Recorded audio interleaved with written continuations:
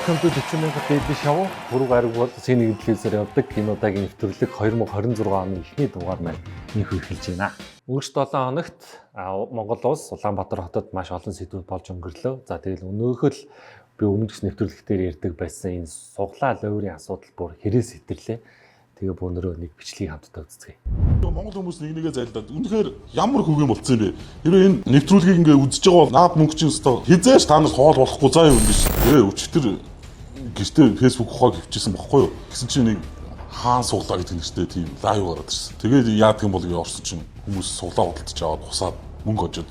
Тэгээд яг нүдэн дээр нэг эмхтэй гэрэлмаа гэдэг нэртэй эмхтэй мөнгө очоод нүдэн дээр тэр хаан багаар шилжүүлээд тэгээд энэ ста найдвартай байна да гэд би заа 400 мянга төгрөг байсан бахана 4. За анзаарсан биз ер нь ингээд суглаа болон лойрын энэ зүйлүүд Монгол тэр бүр ингээд гаршаад эдийн засаг модох болонд яг иймэрхүү бизнесүүд цэцгэлдэг.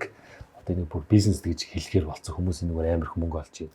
За нэгдүгээр тэр бет байна, захин мөрөөдөө тоглоом байна. За энэ саний ярьж байгаа хусдаг суглаа гэл маш олон зүйлээр нэмэд нэг бас нэг хаанхаас ирсэн шорооч гинөө тэндээс нь алт гаргуулад лойруудыг ингээ хараад байх юм бол хамгийн гол өнцг нь та ингээ азтан боллоо. Тэгээ азтан болсон учраас манайх юм гадаадад ийм банк ажилтдаг учраас та уучлага мөнгө өгөх ёстой. Энэ мөнгийг шилжүүлснээр таны данс руу орно гэж иргэдэг хоорж байгаа. Нэг ийм том заллингийн юм байгаад байна. Тэгээ та бүхэн юм суглаанд ерөөсө битгий итгэж. Тэгээ мөн бас нэг автомашины суглаа гэж бас зүйлүүд гарсан бас нэг лойр байгаад байна. За лойр юм уу бүгд мэдгүй. Тэгээд маш олон хүмүүс ингээд 50,000 төгрөг өгөөд оролцдог чи тэр дундаас нэгэн хүн азтан болно гэдэг тодорхойр нийтдээ 200-аас 300 хүний суглаа ихээр таны хожих магадл бараг 300,000 дахин баг гэсэн үг. Хэрвээ нэг гэн суглаа авч байгаа бол тэр иймэрхүү зүйлд мөнгөө өрж ихээр ер нь хүнсээ аваад дуртай юм аваа гэртээ орж ирсэн хамаагүй дээр гэж бодож байна. За тэгээд бүр шөнө орой явдаг ажилдаг эсвэл шоож байгаа хүмүүс шинэ төрлийн лойр гарсан байна. Энэ талаар бас мэдээлэл гэж бодож байна. Сүүлийн үед энэ таксины жолооч нар бие удирдах чадваргүй байгаа согтуурлуундаа хэрэглэсэн хүмүүсийг шөнийн цагаар хүргэж өгчөөд та картаар тооцоогоо хий гэдэг болсон байна. За тэгээ картаагаар яаж хийх вэхээр пос машин гаргаж ирдэг.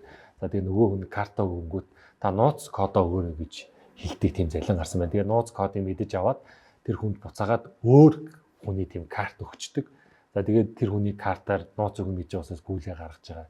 Ийм аюултай лойрууд бас гарсан байна. Тэгээд эдийн засгт оройтох тусам энэ лойрын арга улам нарийсаад байна. За тэгээд иймэрхүү зүйлүүд бол ерөөсөө соёлтой дээр юм шүү. Тэгэхээр эндээс сэрэмжтэй анхааралтай байна гэж 40,000 Daily Show-гаас уриалж байна. 40,000 Daily Show үргэлжлэж байна. За дараагийн сэдв бол төрийн хүн сурталтай хамааралтай нэг бичлэгийг боноор хамтдаа үзцгээе.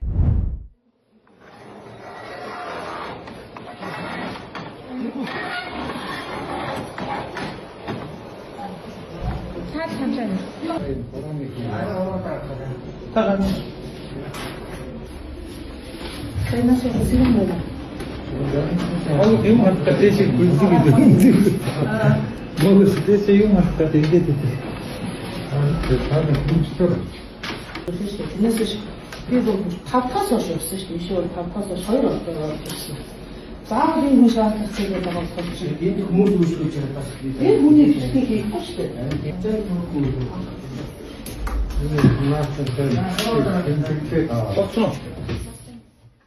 За та бүхэн бичлэгийг үзсэн байх. Зөв бичлэгэн дээр харах юм бол юу болж байгаа вэхээр группээ сонгуулахын тулд өвчтөе иргэн захим гарын үсэггүй учраас заавал өөрийн биеэр сум дүүргийн хороон дээр улсын бүртгэлийн газар очих шаардлага үүссэн. За тэгээд захим гарын үсэг нь болохгүй байгаа учраас заавал авчиж өгсөнтэй энэхүү үзэгдэл болсон. За энэний дараагаас ерөнхий сайд хүртэл үг хэлээд энэ дээр ингээ хариуцлага тооцсон асуудлыг шийдгээд. Тэгээ манай энэ төрийн энэ бүх систем ямар ч уялдаагүй тэгээ хүндээ зориулагдсан биш үү гэдэг. Хэрвээ тоо гарын үсэг гэдэг зүйлийг санаачилсан дижитал руу шилжиж байгаа бол эхлээд энэ улсад ч бас маш олон төрлийн хүмүүс амьдардаг гэдгийг нэгдүгээрт ойлгоод тэдэртээ яаж хүрэх юм гэдэг процесс дээр анхаарч ажилламаар байгаа. Зүгээр нэг юм гоё юм санаачилчдаг. Тэгвэл тэрийг шууд хэрэгжүүлгээд толгаад идэг. Жишээлбэл одоо энэ хүн бол ингээ асран хамгаалагчтай байхгүй.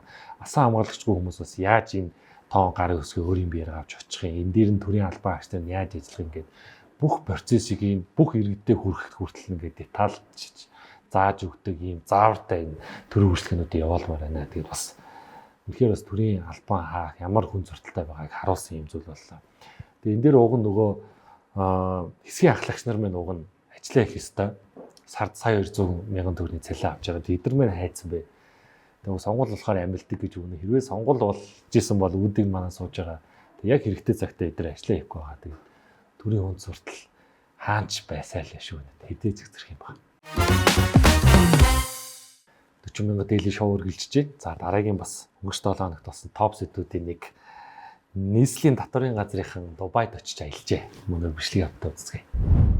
Энэ яг тийм зүйл болжээ. Тий. За одоо сангийн яам битгий хэл одоо татварын ерхий газрын дарган ч мдээгүй байж байна. Ийм байж бас огт болохгүй. За энэ нөгөө ингэсэн юм байна. Нийслэлийн татварын газрын хэлцэн дарга болон дүүргийнхаа татварын хэлцэн дарга нарыг дагуулад ингээд 10 хэдүүлээ. Энэ одоо гадаадад. За одоо бодвол Дубай гэж бид дууллаа шүү. За яхаарахгүй одоо ажиллаа таслаад одоо тэр ажил болгоч татварын ерхий газрын даргаас чөлөө. За тэгээ өнгөрчлөө хин бол маш том сэдв болж өнгөрлөө. Тэгээ бас энэхүү сэдвээр ерөнхий сайд маань хүртэл ороод амьдсан. Тэгээ тавилгатай тэмдэг газрын даргаыг дуудаад юу гэж хэлсэн хамтдаа үзье. Ямар ажиллаар явсан юм бэ? Ямар зардлаар явсан юм? За яг тэр нарийн мэдээлэл бол алга. Ямар ч байсан усын төсвөөс бол гараагүй, татварын албанаас гараагүй, өөрсдөөсөө бас гаргаагүй байх гэсэн юм мэдээлэлтэй байгаа. Нийслэлийн татварын газрын дарга өөрөө явсан юм уу? Юусан. Та бол өөрт нь хэлсэн юм шүү дээ. Би өөрт нь бэлчилж хэлсэн. Ийм хариуцлагагүй зарим дарга нар галуун тушаалтнуудаас болоод төрийн албаны нийт нэр хүндэмж байна. За тэгээд хүнээ хайсан тэгээд эндээс нэг сонирхолтой юм байхаараа улсын төсвөөс яваагүй нийслэлийн татварын газраас яваагүй ер нь хаанаас санхүүжилт нь тодорхойгүй маш инээдтэй асуудал болсон. Тэгээд ер нь өөртөөс нь санхүүжүүлаагүй. Тэгээд сошиал орчинд энэ талаар таамагтагшүүлээ шоу аваа явцсан юм уу? Зардлыг нь эсвэл Дубайгаас даасан юм уу гэх юм асуудлууд гарсан. За тэгээд яваад ирсэн даргын ярилцлагыг бүгд хамтдаа үзье. Тэрлэгэн учраас нийслэлийн дүүргийнхаа дарганаас бол чөлөөг нь өгсөн. Өөрөө бол ерөнхий газар бол би бол мэдгдсэн. Тэрнээс яг төрийн албан агчид бид нар чинь олон жил болсон хүмүүс хэрвээ огч зөвшөөрлгүй гадагшаа явах дотгошоо явах ч гэсэн асуудалтай шүү дээ. Тийм учраас л ийм тайлбарлах байна. За энэ сэдвийг ингээ бүхэлд нь аваад үзэх юм бол ерөөхдөө бол оны өмнө бүх аж ахуйн нэгжүүдийн дансыг хааж татварыг төлрүүлж улс хяналтын горим шилжин шинэ жил тэмдэглэхгүй төрийн албан агч нар амрахгүй гэдээсэн боловч ингээд дарга нар нь татвар хураадаг дарга нар нь ингээд Дубай руу аялцсан гэд маш том асуудлууд гарсан. Тэгээд эндээс ингээ ажиллаад үзэх юм бол за яг ингээд харах юм бол манай Нямбатар дарга л явуулсан юм шиг байлээ. Нийслэлээ санхүүжсэн гэдэг ижилээ. Тэгээ энэ хүний ингээд яриа сонсоод тахаар бас юмартай хүн билээ. Юу гэж хэлж юм гэхээр за би бол өөрийнхөө харааллын хүмүүст бол би өөрөө чөлөөг өгсөн. Би бол өөрийнхөө газарт өөрийнхөө дарагт бол би авах чөлөөгөө бас ингээд хүссэн. За би өөрийнхөө доор ажилладаг хүмүүсээс бол хариуцлагыг би өөрөө үүрнэ гэд ярьж байгаа. Тэгээ энэхүү ярианаас надад за хэн санхүүжсэн буруутайч бас ажилдаа бас өөрөмсөйг ханддаг бас тэр нас манлайлагч байх чадвартай хүн байна гэж бид үзсэн. Хүмүүс ч юм бол халиа асуудлаа хин нэг рүү жихэл тухайд идэг. Мань дарга бол тийхгүй байлээ. Тэгээ одоо хамгийн гол нь туршлага судлаад ирсэн гэсэн мань дарагт багийнхан тандаж хэлэх юм бол Дубайч өөрөө татваргүй орон татваргүйгээр ер нь гарсан. Тэгээд одоо үе үе шаталсан бахан татварууд, нийгмийн даатгалын татварууд, нөөдийн татварууд ер нь туршлагаасаа үр дүн гаргахыг ивэл одоо боорох байхаа гэж хүлээлт бас бидэнд байна шүү. 40 мянга дээлийн шоу үргэлжжээ. За энэ замууд дээр байгаа энэ гай шалгалтын газар бүр ингээд татагтаа тулсан хамгийн маавтсан хамгийн их алгалтай газар гэж хүмүүсийн ярианаас ярьдаг. Хүн болол мэддэг. Бараг тийм байх ёстой юм шиг бидний сэтгэл зүйд суудсан. Тэгээд ярьж байгаа байхгүй. Танил талтаа бол ачаа тэрвэлсэн бараанд 2-3 цагийн хооронд. За танил талгүй бол 7-8 хоногийн дотор гайлаар орж ирдэг ийм асуудлууд байгаа. Тэг ингээ хараад ингэ богссон асуудал ерөнхийдөө даргын сольж шийтгэхээр өөрөө очсон байна. Тэгээд өөрөө бас хэлсэн билээ одоо улсын минь үд талуу болсон газар хамгийн их улгааны улсын энийг ингээ зэгцлээ гэсэн зүв зүйлээ харжээ. Тэгээд өдөө олдог бол сайн байна. Энэ ажилт нь ахиц гарч үр дүн гардаг бол үнэхээр сайн байна.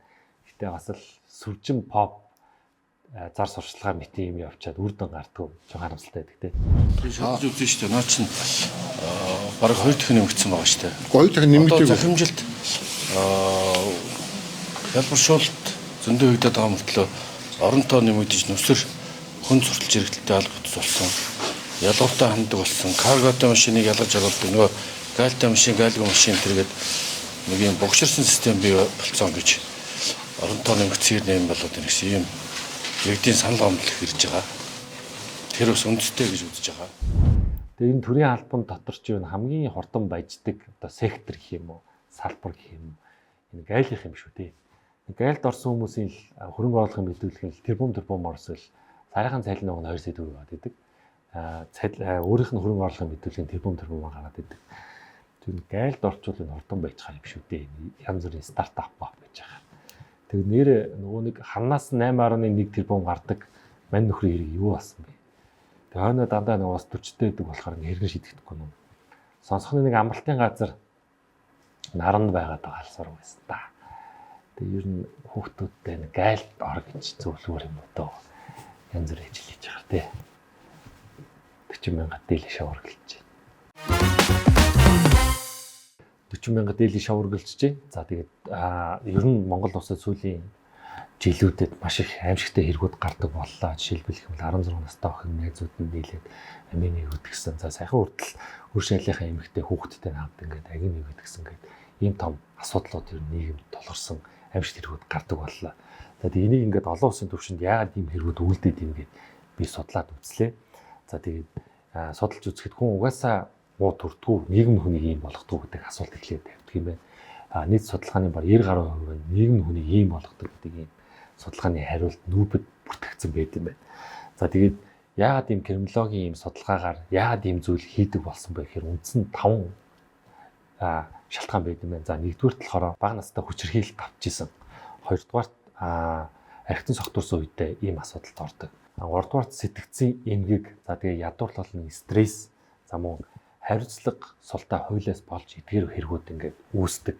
Тэгээд энэ үерүүдийг үйлддэг гэдэг юм олон улсын судалгаа байдаг. За тэгээд дэлхийд дээрх ингээд том орнууд эдгээр асуудлуудыг яаж шийдэж ард нь гарч ийн гэхээр ерхий болсын сургуульд сэтгэл зүйч нэгдүгээр байлгах шаардлагатай. За 12-оос 18 насны хүүхдүүдийн сэтгэл зүйн ингээ байнга өөрчлөгдөж идэх болох энэ үед докторгүй байдал үүсдэг. За энэ үед нь сэтгэл зүйн тест авч тухайн арга хэмжээг нь тухайн бүрт ингээ авдаг юм бас зүйл байдаг. За мөн шаардлагатай гэр бүлийг байнгын хяналтанд байлгадаг.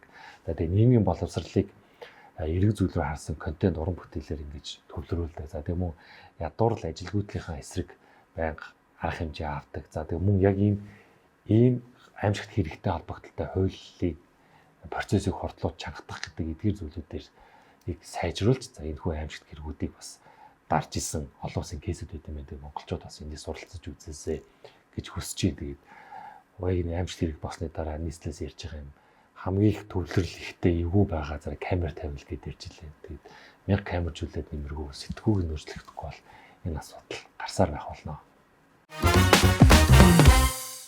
40,000 дээли шоу үргэлжлэж байна. За миний дараагийн сэдэв бол мөнх цэглэлбэг дэлхийгээр аялагчтай холбогдолтой бүүнээр хамттай постерын нэг бүтэн уншаадах.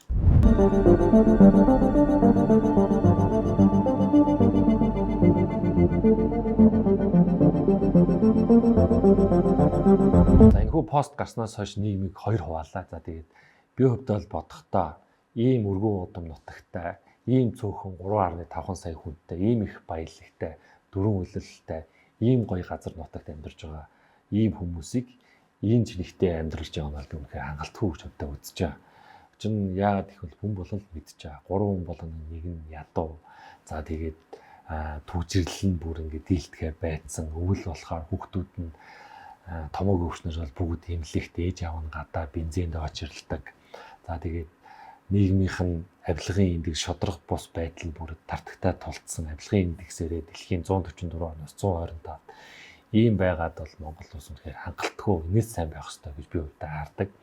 За тэгээ мань хүний яриагаар бол ингээд дэлхий дээр Монголоос ядуу амьдарч байгаа газар зөндөө байгаа гэж хэлж илээ өмнө. Би өөртөө муу газартай өөрсдөө харьцуулахгүй сайн газартай харьцуулаад тэдэртээ өрсөлдөхүйц боломж биднэрт байгаа гэж өөртөө хардаг.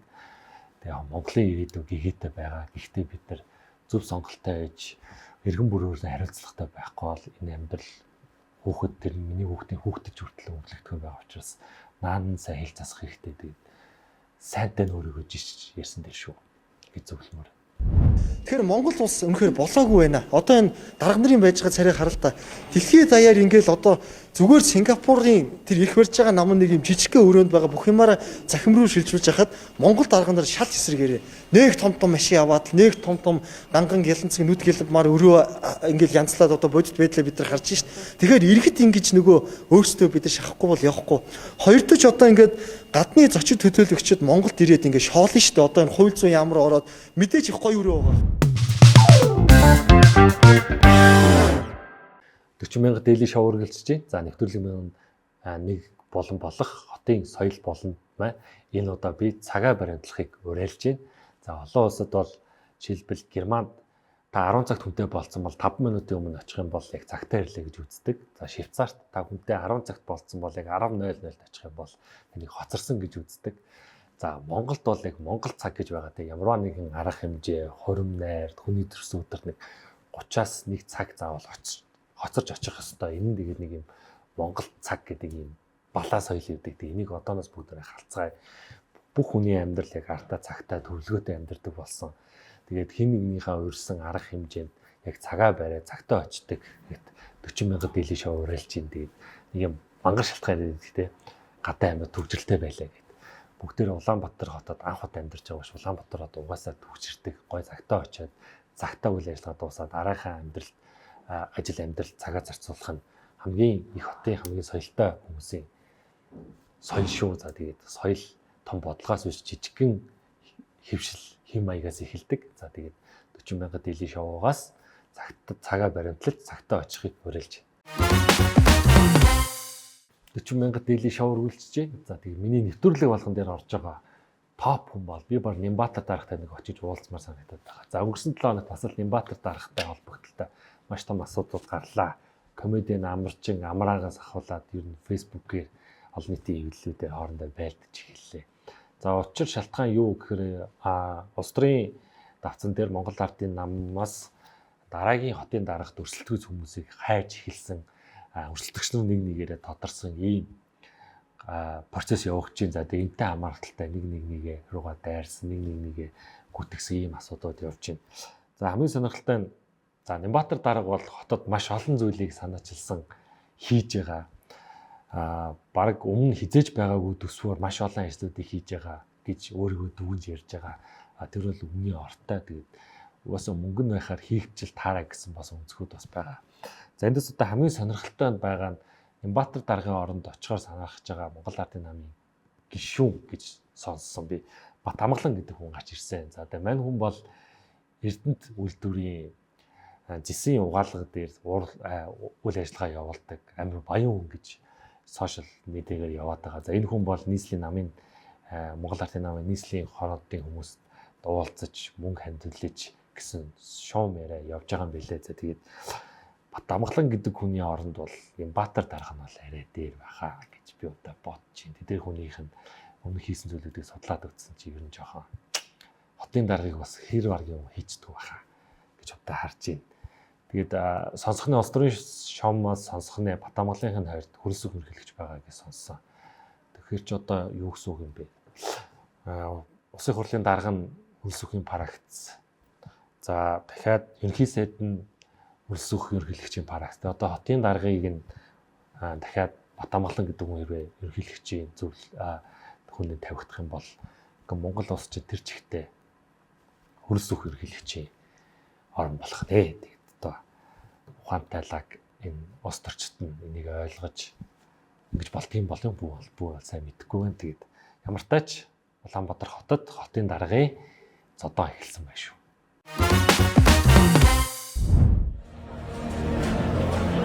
Монгол улсын үндсэн хуулийг баяр олнон гарлан тунхаглаж байна.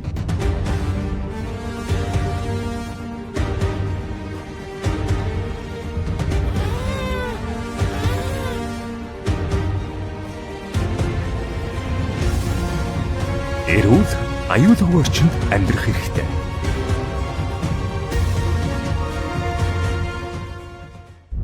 $40,000 дээлийн шоу үргэлжлэж байна. За тэгээд нэвтрүүлгийн төгсгөлд энэ 7 хоногт болж өнгөрсөн шинэ арчилсан үндсэн хуулиа баталжсны 34 жилийн ой болж байна. За тэгээд бидний өнөөдрийн байдалж байгаа эрх буюу хувийн өмч, хүний эрх, үзэл бодлоо чөлөөтэй илэрхийлэх энэ бүх эрхийг олгосон ажилсан нийгэмд үнэхээр их талархдаг. За тэгээд ажилсан нийгмийнхаа төлөө өдөр болгон бүх иргэд, бүх хууль сайхвалд байгуулдаг хүмүүс нүдний зүцгийн мэт хайрлаж энэ гоё авч үзсэн нийгмээ тэгээд цааш нь авч яваасаа гэж хүсэж байна. 40,000 дээлийн шоу байлаа.